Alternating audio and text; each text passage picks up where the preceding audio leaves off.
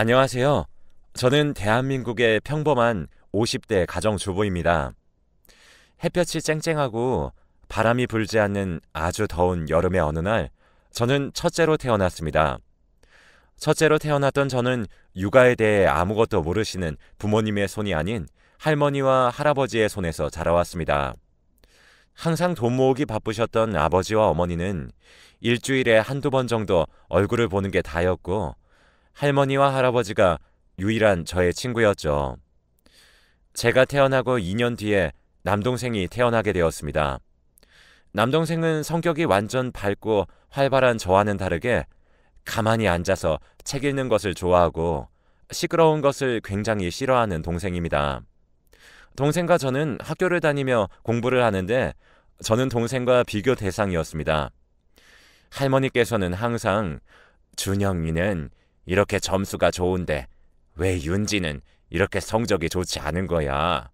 나중에 커서 되고 싶은 것은 있니?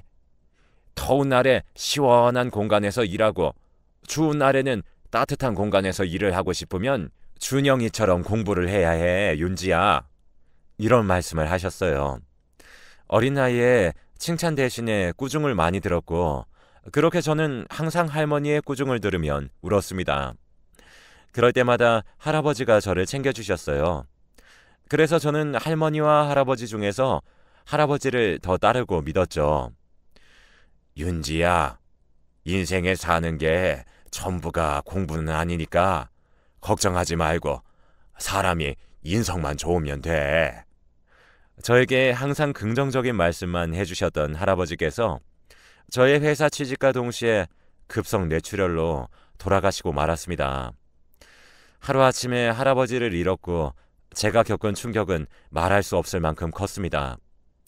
일반 중소기업에 다니시는 어머니와 무역회사에 다니시는 아버지는 할아버지의 사망 소식에 바로 달려오셨고, 회사 취업으로 축하받아야 하는 날, 제 인생의 최악의 날로 바뀌어버리고 말았습니다. 할아버지와 할머니의 집에서 키우던 하얀색 진돗개인 겨울이는 할아버지를 기다리는 듯 항상 현관문에 서 있었습니다. 겨울이를 보면 할아버지를 보는 것 같았습니다. 항상 집에 도착하면 반갑게 맞이해주던 할아버지 같은 기분을 받았기 때문이죠. 어느 날 제가 할아버지께 왜 이름이 겨울이에요? 라고 여쭤보자 할아버지는 내가 겨울에 태어나서 제 이름을 겨울이라고 지었어.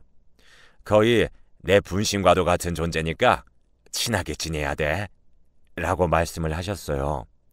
그렇게 조금은 짧았던 할아버지와의 추억을 접어두고 할아버지의 죽음에 대해 받아들여야 했습니다.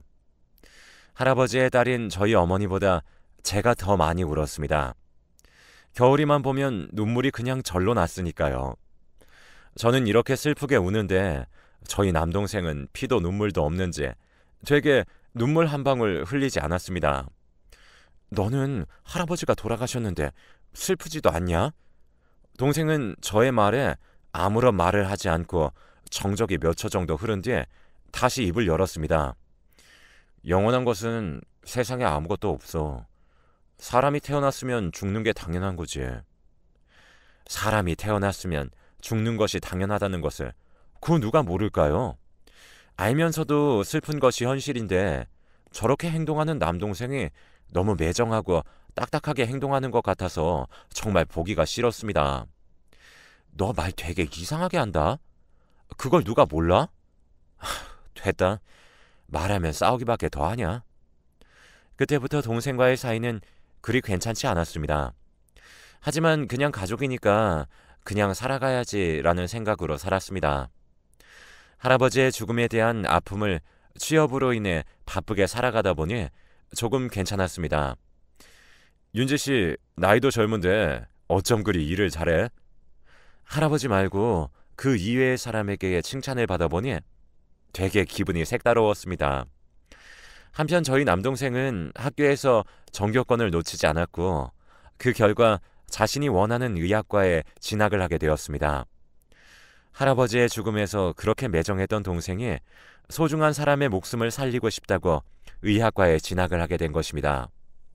제가 보기엔 성격이 썩 좋지 않은 동생이 과연 대학 생활은 물론 의사 생활을 잘 할까 의문이 들었죠. 저는 날이 갈수록 칭찬을 받았고 20대 후반에는 공장이 아닌 본사 회사에 들어가게 되었습니다. 그렇게 옷 관련 본사에 들어간 저는 마케팅 업무 담당을 하게 되었고 그곳에는 또 다른 새로운 사람들이 있었습니다. 나와 같이 들어온 동기지만 항상 꾸중만 듣는 친구, 항상 예 아니면 아니오로 대답하길 원하는 대리님, 독설로 동기부여를 해주시는 팀장님 등등 새로운 사람들을 겪으니 조금 혼란이 왔습니다. 하지만 제 성격의 장점 중 하나인 긍정적이고 밝은 성격으로 인해서 사교성이 워낙 좋다 보니 한 사람 한 사람에게 다 적응을 해나가고 있었습니다. 그렇게 반복되는 하루를 보내던 중 대리님께서 갑자기 연애 이야기를 꺼내셨어요. 윤지 씨, 남자친구 있나? 결혼은 지금쯤 해야 하는 거 아니야? 내가 거래처에 아주 멋진 남자애 하나 있는데 소개시켜줄까? 항상 예 아니면 아니오로 대답하길 원하시는 대리님 앞에서 당당하게 아니요, 괜찮습니다 라고 말씀을 드렸습니다. 그러자 대리님은 그 뒤로 저에게 모든 업무를 맡기셨습니다. 그 일이 있고 난 후에 항상 혼자서 야근을 하는 것은 물론 대리님의 업무를 제가 대신하는 경우도 있었고 조금만 실수를 해도 회사가 떠나가라 소리까지 지르시는 날들이 계속되었죠. 차라리 그냥 그만둘까라는 생각도 들었지만 내가 잘못한 것이 없는데 왜 나가지라는 생각이 들었고 도저히 참을 수 없던 저는 대리님의 자리로 가서 하고 싶었던 말에 대해 다 이야기했습니다. 대리님, 왜 그렇게 갑자기 저한테 못되게 구시는 건가요? 혹시 저번에 거래처에 아시는 분 소개해 주신다고 그랬는데 제가 거절해서 그러시는 거예요? 대리님이 해야 하시는 업무를 제가 하는 것은 기본에 대리님 때문에 야근까지도 하는 상황이라고요. 한두 번은 그냥 참아야지 라는 생각이 들었지만 지금 6개월이 넘어가니까 도저히 못 참겠어서 드리는 말씀이에요. 대리님은 제가 이렇게 나올 줄 알았다는 듯한 뉘앙스로 말씀을 하셨습니다. 그래, 내가 거래처에 아는 동생한테 소개시켜주겠다고 그랬는데 네가 누군지 물어보기도 전에 그렇게 거절을 해버리니까 내가 화가 났어. 계급 사회가 부당하다고 생각이 들면 그냥 이 회사 나가. 지금 여기서 그만두면 저의 일자리가 사라지는 것은 물론 이제 와서 뭘 배우고 어떻게 경력을 쌓지라는 걱정이 많이 들었습니다. 제가 왜 이 회사를 왜 나가요? 나가실 거면 대리님이 나가세요. 그리고 제가 대리님께서 아시는 거래처 아는 동생이 누군지 꼭 알아야 되는 것도 아니고 저는 지금 연애할 생각이 없어서 그렇게 소개 안 받는다고 말씀드린 거예요. 저의 의사도 안 물어보시고 무턱대고 그분한테 소개시켜드린다고 그러면 제가 뭐가 되나요? 그렇게 처음으로 들어간 직장에서 대리님과 한바탕 싸우게 되었고 언성이 더 높아지자 회사 동료들이 말려서 겨우 싸움이 끝났습니다. 그렇게 저는 집에 들어와서 할머니와 동생에게 오늘 있었던 일에 대해서 이야기를 하자 제가 예상했던 반응이 아니라서 되게 놀랐습니다. 근데 솔직히 이제 결혼할 때 됐잖아. 평생 그렇게 일만 하면서 늙어서 죽으려고? 할머니 살아계신 동안에 손주 보여드려야지. 그게 바로 효도야. 동생이 저에게 이런 말을 하자 기분이 이상했습니다. 진짜로 지금 결혼을 안 하면 언제쯤 하지라는 생각이 들었습니다. 그렇게 저녁밥을 먹고 자려고 누웠을 때 내일 다시 얼굴을 볼 대리님한테 너무 내가 아무런 생각 없이 들이댄 건가라는 생각이 들었죠. 그래서 마음에도 없는 죄송한 마음 찾아서 대리님께 문자를 보냈습니다. 대리님, 오늘 있었던 일에 대해서는 제가 잠시 정신이 나갔던 것 같습니다. 아무것도 모르는 후배가 잠시 미쳤었나 보다 라고 생각을 해주시길 바랍니다. 죄송합니다. 어차피 계속 얼굴을 볼 사이니까 결국엔 저의 마음이 편하자고 먼저 연락을 드렸더니 몇 분 뒤에 갑자기 전화가 걸려왔습니다. 그래, 어차피 이 회사에서 너도 나가지 않을 거고 나도 안 나갈 거잖아. 계속 얼굴 봐야 되니까 그냥 너그럽게 이해할게. 그래서 소개는 받을 거야? 생각해보고 내일 아침 회사에서 답해줘. 저는 대리님과 화해를 하고자 문자를 보낸 것인데 대리님께서는 제가 소개를 받겠다는 것으로 오해를 하신 것 같아 보였습니다. 여기서 한 번 더 거절을 해버리면 이제 더는 어떻게 해야 될 방법이 생각이 나지 않았고 결국엔 대리님께 소개를 받겠다라고 말씀을 드렸습니다. 별로 내키진 않았지만 소개팅 장소에 나갔습니다. 그렇게 잘 돼도 그만, 잘 안 돼도 그만이라는 생각으로 나갔던 소개팅이 긍정적인 방향으로 흘러가는 듯 싶었습니다. 하지만 저는 상대방에게 확실한 의사 전달을 해야 하는 것이 맞다고 생각을 했기에 말을 했습니다. 민석 씨, 죄송한데 사실 저는 소개팅이 잘 돼도 그만, 안 돼도 그만인 생각으로 나왔어요. 그러니까 뭐 저랑 굳이 잘 되려고 애쓰지 않으셔도 됩니다. 그러자 그 남자는 의미심장한 말을 했습니다. 알아요. 이미 저 다 알고 나왔어요. 앞으로 저 좋아할 일도 없을 거라는 거 아는데 저 딱 한 달 정도만 만나봐요. 그냥 연인으로 말고 친한 친구처럼. 결국 그 남자의 대답에 알겠다고 이야기를 했고 그 한 달을 매일매일 만났고 비가 오나 눈이 오나 바람이 부나 항상 어두운 저의 집 골목길을 데려다 주었습니다. 그렇게 약속한 한 달이 되었습니다. 윤지 씨는 저랑 한 달 동안 만나보니까 어땠어요? 그의 대답에 저는 긍정적인 대답을 했고 결국 저희는 2년의 연애 끝에 결혼을 하게 되었답니다. 그렇게 결혼을 하고 대리님께 제가 그때 왜 그렇게 싫어했는지 모르겠네요. 감사합니다. 라며 감사 인사를 드렸습니다. 모두의 축하 속에서 저희는 결혼을 했습니다. 결혼한 지 3개월 정도 되었을 때부터 저희 결혼 생활이 조금씩 금이 가기 시작했습니다. 바로 저의 동생 때문에 남편과 제가 싸우기 시작을 했거든요. 남편은 집에서 첫째이자 외동입니다. 장남이었던 남편은 홀어머니를 모시고 살았죠. 간이 선천적으로 별로 좋지 않으셨던 시어머니는 수술을 하지 않으면 목숨이 위태로워지는 상황까지 오게 되었습니다. 결혼하기 전부터 남편의 가정 환경에 대해서 잘 알고 있었지만 저는 그럴 때마다 내 동생 의사니까 괜찮아 라고 상관없다고 이야기를 했습니다. 하지만 그것은 저만의 생각이었다는 것을 왜 생각하지 못했을까요? 저는 동생에게 다가가 지금 상황에 대해서 설명을 했습니다. 내 남편의 어머니가 지금 되게 목숨이 미중한 상태인데 네가 수술비랑 병원비 조금 싸게 해준다던가 돈이라도 조금 보태준다거나 그렇게 해줄 수 없을까? 아니면 수술을 너가 진행을 해준다거나 워낙 요즘 세상이 무서워서 믿고 수술을 부탁할 사람이 없어서. 동생은 남편과 제가 있는 상황에서 이렇게 말을 합니다. 내가 왜 누나의 남편의 어머니를 도와줘야 돼? 그리고 내가 저번에 할아버지 돌아가셨을 때도 분명히 이야기했을 텐데 세상에는 영원한 게 없다고. 사람은 태어났으니까 죽는 게 맞다고 이야기를 했는데 그냥 보내드리는 게 맞지 않을까? 매형의 어머니가 그걸 더 원하실지도 몰라.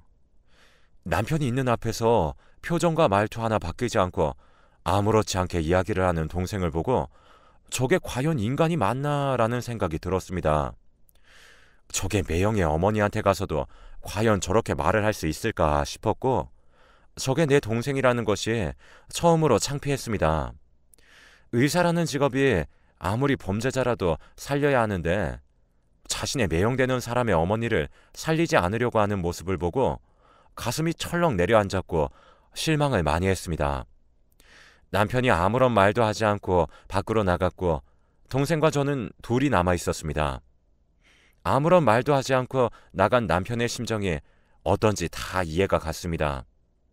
저는 그렇게 동생의 뺨을 때렸습니다. 너는 네 엄마가 그렇게 아파도 그딴 말을 할래? 남도 아니고 네 매형의 어머니라니까. 너는 그러면 뭐하러 사냐? 어차피 영원한 건 없다면서. 태어났으면 죽는 것이 당연하다며. 너 어차피 죽을 건데 뭐하러 살아있어? 어차피 죽을 건데 뭐하러 의사하냐고. 그래, 할아버지 돌아가셨을 때 눈물도 한 방울 흘리지 않던 애한테 내가 뭘 바라고 찾아왔는지 내가 더 한심하다. 부탁한 내가 정신 나간 애지. 동생의 뺨을 때리고 이야기를 하면서 눈물이 났습니다. 동생의 저 경멸하는 듯한 눈빛이 너무 저를 비참하게 만들었습니다. 자신이 잘났으면 못난 사람을 도와줄 줄 알아야 하는 것 아닌가요? 너 그딴 사람 깔보고 업심 여기는 눈빛으로 쳐다보지 마. 그런 식으로 사는 네가 더 불쌍해. 그렇게 살다가 과연 네 장례식장에 올 사람들은 있을까? 그런 식으로 행동하다가 가족이고 친구고 네가 다 떠나. 제발 정신 좀 차려라. 너보다 잘 못 사는 사람이 있으면 도와주려고 하고 손 내밀 줄도 알아야 돼. 돈 잘 벌고 똑똑한 의사면 뭐하냐. 성격이 엉망 그 자체인데. 어렸을 때는 동생이 못된 짓을 하면 그냥 내가 누나니까 참아야지 라는 생각을 하면서 항상 참아왔기에 동생에게 이렇게 화낸 적이 처음이었습니다. 그런 말을 듣고 어안이 벙벙했는지 제가 나갈 때까지 아무런 말도 하지 않았습니다. 저는 밖에 있는 남편에게 가서 말을 걸었습니다. 처음으로 남편의 우는 모습을 보니 정말 마음이 아팠어요. 내가 대신 사과할게. 미안해. 내 동생이 저런 식으로 나올 거라고는 생각도 못했는데 나도 좀 많이 당황스럽다. 내가 어떻게 해서든 동생 한번 설득시켜 볼 테니까 당신은 어머니 간호 잘하고 있어야 돼. 남편에게 대신 사과를 하는데 제가 남편의 입장이었더라면 욕하고 난리를 치지 않았을까 싶습니다. 저는 우는 남편을 보고 어떻게 해서든 동생을 설득을 꼭 시켜봐야겠다고 생각을 했고 그 다음날 동생에게 전화를 했습니다. 준영아, 어제 내가 뺨 때린 것에 대해서 미안하게 생각해.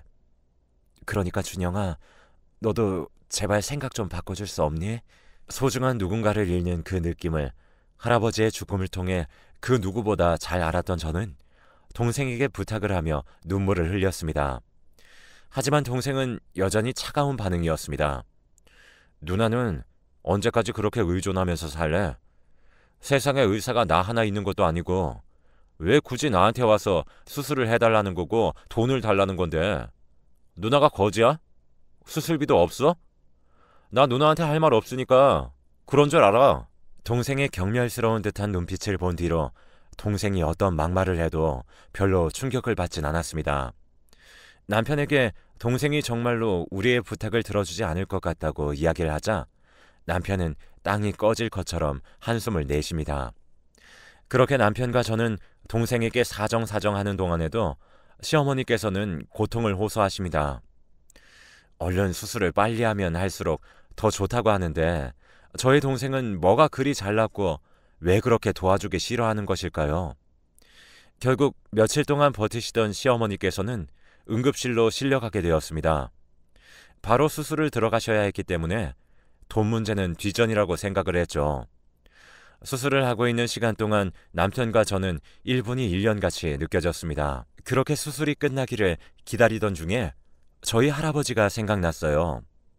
할아버지는 아무런 예고도 없이 갑자기 나타난 급성 뇌출혈로 인해서 돌아가셨기에 소중한 사람을 잃는 그 느낌을 남편이 겪지 않았으면 좋겠다라는 생각으로 간절히 기도를 하며 수술이 끝나기를 기다리고 있었습니다. 다행히 10시간의 대수술 끝에 시어머니의 목숨은 다시 되돌아오게 되었습니다. 남편과 저는 그제서야 한숨을 돌렸지만 문제는 돈이었습니다. 앞으로 계속 있을 병원 진료비와 약값은 물론 지금 당장 수술비와 입원비를 회사원 2명의 월급으로 감당하기에는 조금 벅찼습니다. 결국 남편과 저는 아는 지인들에게 사정을 이야기하면서 한두 푼씩 빌렸고 겨우겨우 돈을 마련하게 되었습니다. 일단 급한 불을 꺼야 한다고 생각을 했기에 돈 빌린 것은 나중에 일을 하면서 갚자라는 생각을 갖고 있었죠. 하지만 시어머니는 앞으로 입원을 하면서 더 경과를 지켜봐야 하는 경우였기에 일단 수술비만 결제를 하기 위해 데스크로 향했습니다. 남편과 저는 시어머니의 성함을 부르고 돈을 내려왔다고 이야기를 하자 최영희님 이미 수술비 납부 다 하셨습니다. 라고 말을 하셨습니다. 가족 중에 돈을 낸 사람이 아무도 없을 텐데 도대체 누가 돈을 냈을까 의문이 들었습니다. 도대체 누가 돈을 냈어요? 정윤지 씨 남동생이라고 그러시던데요. 곧바로 이 사실을 알자마자 동생에게 전화를 했어요. 그러자 동생은 저의 전화를 받지 않고 문자로 답장이 왔습니다. 나 지금 잠깐 회의 중이니까 문자로 보낼게. 누나한테 너무 못되게 굴어서 그냥 화해하자는 의미에서 낸 거니까 너무 고맙게 생각 안 해도 돼. 내가 상처 준 말들 그냥 다 무시했으면 좋겠어. 매형한테도 죄송하다고 좀 전해주라. 동생의 문자를 보고 저는 또 눈물을 흘렸습니다. 나중에 이야기를 더 하다 보니 자신의 생각이 너무 짧았다는 생각이 들었고 처음으로 손찌검을 한 누나를 보면서 많은 생각이 들었다고 하더군요. 결국 동생의 도움으로 빚은 지지 않게 되었습니다. 그래서 지금도 동생과 저희 가족은 잘 지내고 있습니다. 항상 어려워 보이는 사람이 있으면 지나치지 않고 직접 다가가서 도와주는 사람이 꼭 되시길 바랄게요. 그렇다면 언젠간 자신이 어려워질 때 나에게 도와주는 사람들이 많아지지 않을까라는 생각이 듭니다. 여러분 모두 행복하게 사세요.